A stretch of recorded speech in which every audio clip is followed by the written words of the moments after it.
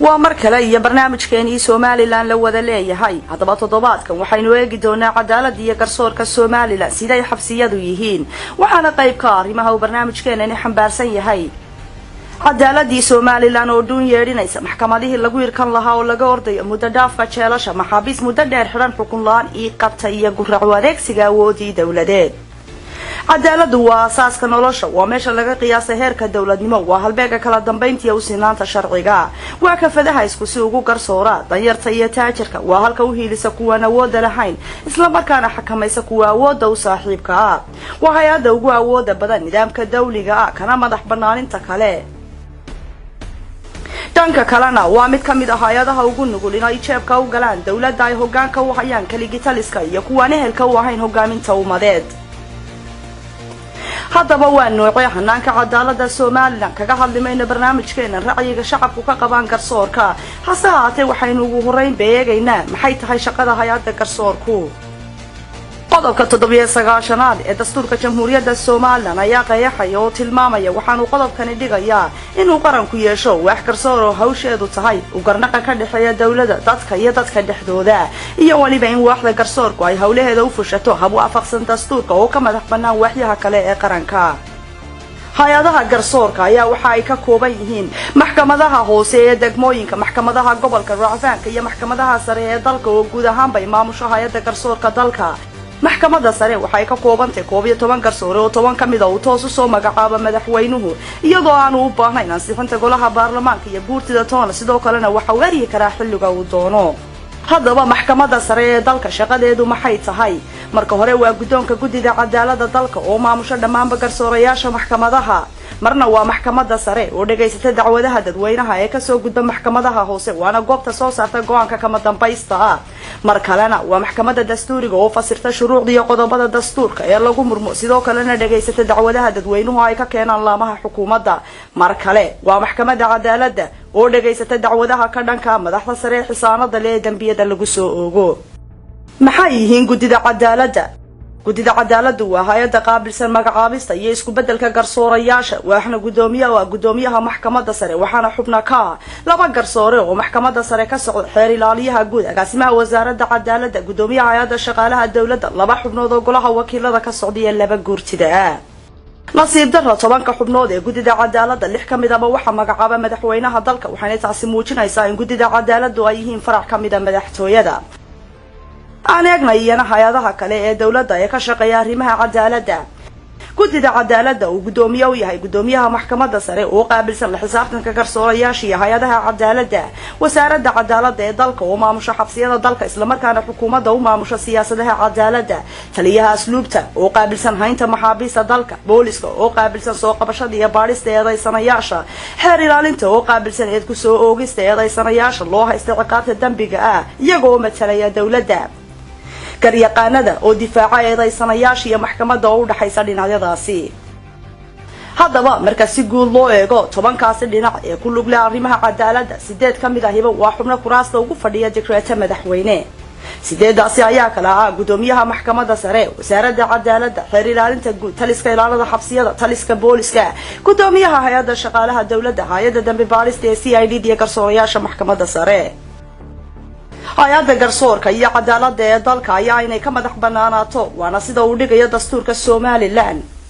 taasi bedelkeedana waxay noqotay cadaaladda dalku mid ku jirta jeebka xukuumadda iyo xafiiska madaxweynaha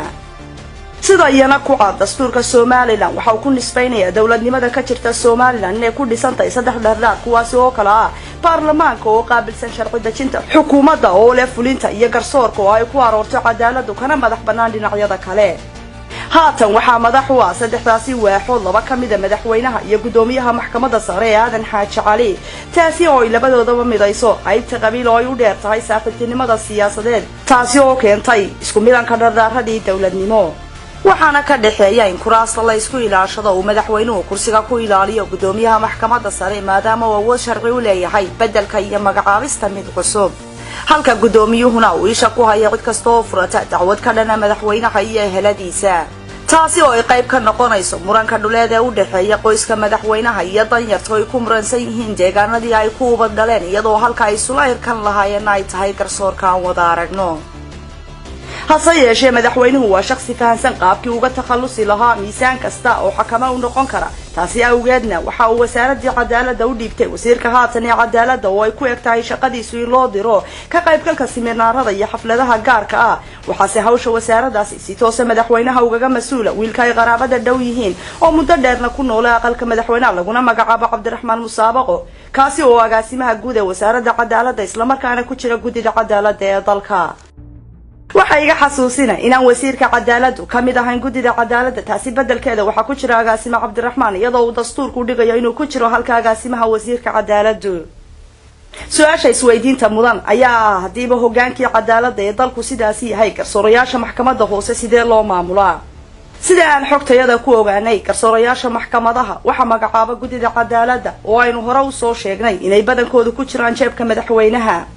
haddaba garsoorayaashu marka ay ka garnaqayaan arrimaha ay danaynayso xukuumaddu waxa loo yeedhiyaa xukunka ay soo saarayaan kaasi oo lagu soo qoro xafiiska madaxweynaha waana sababta aad marar badan u maqashaan dacwad dhagaysigeedu socday oo loo ballansanaa 10 subaxnimo si lagu dhawaaqay intaanay libdhadu soo bixin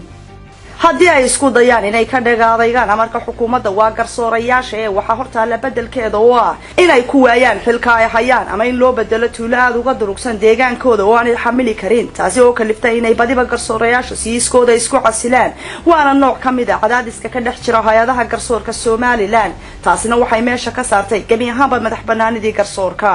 arrintaasina waxay keentay in dad kale awoodda siyaasadda iyo dhaqaaluhu inay meel marsan karaan arrimaha ay doonaan halka ay meesha ka baxday xaq iyo xuquuqdii danyartu garyaqaanada ka dhexdooda maxkamadaha oo qaarkood aan la sheekaystay waxay xaqiijiyeen in culays badan la saaro xilliga ay galayaan kiisaska ay danaynayso xukuumaddu waxaana intaasi ku dareen in haddii ay ku adkaystaan inay dacwadaasi galaan in marka uu xukunku dhaco kadib in la bartilmaamadsado garyaqaankaasi ayna la kulmaan cadaadis nololeed tani waa sababta garyaqaano fara badani uga haajireen Somaliland qaar kalena waaba daawateen iyagoo ka tagay shaqadii ay shacabkooda u hayeen geesta kalena waxaa xog badan aan ka ururinay xabsiyada kala duwan ee Somaliland waxaan ogaanay in ciidamada asluubta ee dalku ay si wanaagsan u hayaan maxaabiista oo qaar badan ay ka mana sheegteen waxaana xabsiyada ka dhex socda casharo lagu barayo maxaabiista arrimaha diinta iyo quraanka intii aan ku guda jirnay xog raadintan qaadatay ku dhawaadka dhowrka bilood maanu helin xogo sheegaya jirdil ama tacadiye ka dhaca xabsiyada hase ahaatee waxaan ogaanay inay maxaabiis badani ku xiran yihiin sifa awood sheegasho iyo sharci darro halka kuwa kalena lagu ilaaway xabsiyada oo ay muddo dhaaf ku yihiin xilliga xukunkooda kuwaasi qaarkood muddo dhaaf xabsi ay yihiin muddo 13 sano 5 sano 4 sano ilaa 3 sano iyo ka yar taasi oo salka ku haysa cadaaladii oo meesha ka baxday kadib markii ay isku dhex milmeen hay'adihii garsoorka iyo fulinta isla markaana ay maxkamadihii gacanta u galeen xukuumadda haddii aan xusno qaar ka mid ah maxaabiista ayaa siibtay aafada awood sheegashadu waxaa ka mid ah macallin Cabdiqaadir Nuur Maxamuud iyo Abwaan Baashe Xasan Maxamed oo 23 bishii Afraad 2018 goor habeenimo lagala baxay aqalka ay ka degan yihiin caasimadda Hargeysa iyadoo ay shirkadda Somcable ku eedaysay inay jareen qaar ka mid ah xarkaha shirkadda markhaati iyo cadaymo la'aan ay ugu jireen jeelka muddo ku dhow 2 sano waxaana la sii daayay 20 bilood kadib iyadoo aanay helin wax xuquuq iyo magdhawa kadib markii lagu waayay dambiyadii loo haystay oo awalba ahaa qabti adeegsiga awoodda maal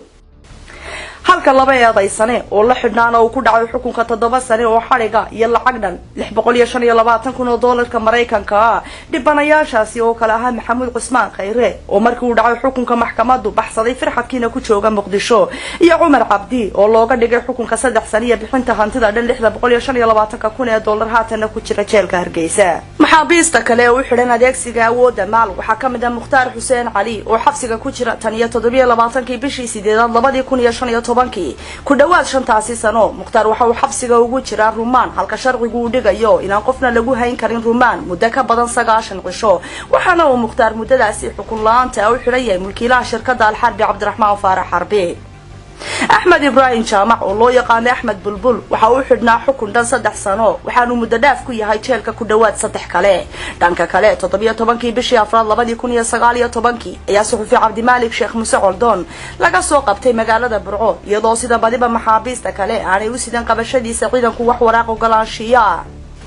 waxaana lagu soo eedeeyay inuu dhaliilo xukuumadda iyo fidinta dacaayada ka dhan dugsiga abaarso ugu dambeeyna waxa uu dhacay xukunka Coldoon 4 bishii 7 2019 waxaana lagu xukumay 3 sano iyo 6 bilood ixtiraam la'aanta sharciga ayaa aafada ugu weyn ee halkan taalla aan dib u eegna sida uu dhigayo qodobka 25 ee dastuurka jamhuuriyadda Soomaaliland waxa uu qodobkani xaaraan ka dhigaya qabashada qof aan gacanta kula jirin fal dambiyeed ama aan loo haysan ogolaansho garsoore taas bedelkeeda dadka la qabto 99% maaha kuwa soo qabashadoodu ay waafaqsan tahay sifaha sharciga waana kuwa loo adeegsaday amar awood sheegasho oo baalmarsan dastuurka geesta kale waxa isna ku cad qodobka 27 xuquuqda qofka xorriyadda laga qaaday taasoo uu sharcigu siinayo inuu sida ugu dhaqsaha badan xaq ugu leeyahay la kulanka qoyska iyo qareenkiisa isla farqada labaad ee qodobka 27aadna waxa uu dhigayaa inuu maxbuusku xaq u leeyahay in muddo 48 saacadood lagu horgeeyo maxkamad taas bedelkeedana waxay ka xasuusinayaan inay jiraan maxaabiis 48 saacadood ha joogtay xidhan muddo ku dhow 5 sano xukun la'aan isla qodobka 29aad ee dastuurka ayaa isna dhigaya inaan laga samayn karin baadhis iyo qabasho toona aqal la degan yahay la'aanteed haysashada ogolaansho maxkamadeed tan bedelkeedana waxaa loogu daataa aqalada amar la'aan oo ciidanka loo yaqaano RRU-da oo laga leexiyay sifihii loo aasaasay ayaa saqda dhexe dadka guryaha kala baxa waxaana marar badan dhacda dhibaato dadka naftooda iyo maalkoodaba soo gaadha xilligan oo kale Soomaaliland walaw dhinacyo badan gudcur ay ka gashay haddana godadka ugu madowkan ayaa kamida cadaaladda iyo garsoorka